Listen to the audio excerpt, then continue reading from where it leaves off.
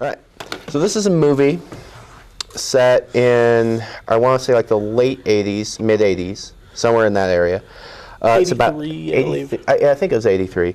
Because it's about I think they were college students or high school, like post-college, like post-high school, college-era students. And they're backpacking across Europe, and they managed to get to this small, middle-of-nowhere kind of pub. And they go in there, and they see this weird symbol on the wall. They ask about it, and all the villagers there freak out and tell them to leave. And they tell them to stay on the road, beware the moon, and stay away from the moors. And of course, being teenagers, no, well, actually I didn't say no, but they ended up getting off the path, and they're attacked by a werewolf. One of the teenagers, Jack, dies.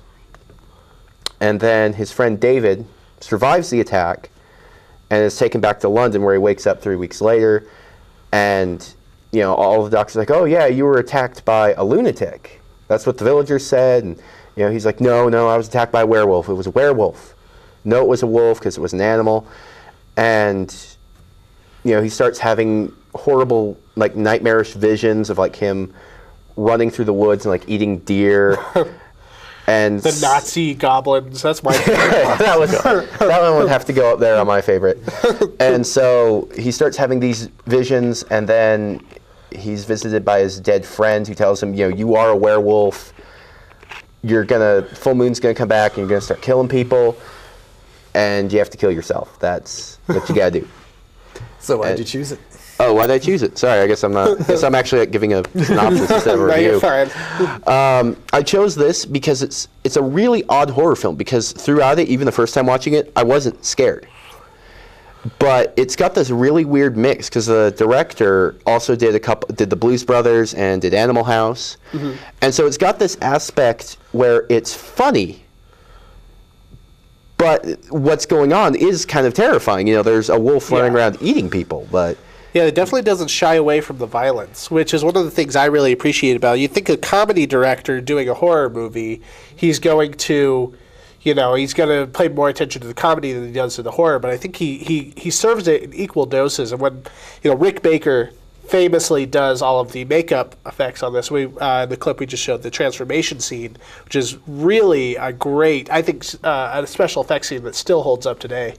Rick Baker was kind of like, along with Tom Savini, was one of those makeup effects guys in the 80s that just, did all the great horror movies, all the great effects. And there's just some wonderful, wonderful gore in this movie. One comment I've always had about that is the first scene with Jack, where he's got the little thing that's dangling here every time he talks. Yeah. You kind of step away from that actor's performance, just kind of go, what is that? It's one of those, like you and the Reservoir Dogs ear, you just have to touch it. You want to touch it. This thing is great. It's the kind of one of the first ones where the werewolf isn't just the wolf man with the fuzz on his face. It's when they start getting the weird legs and busting out all the puppets that all the current werewolves are based off of. Yeah, and it's got that great idol, the dead guy coming back, which Idle Hands just. Oh, yeah, totally rips off, but does well. It's a good thing, the undead scene and stuff. Yeah. Just a lot of elements about this movie that are seen nowadays. It's huge influence on current. Oh, this is one of the first backpackers in Europe movies. Yeah, we'll talk a little bit more about that when we get to Human Centipede. Yeah. So.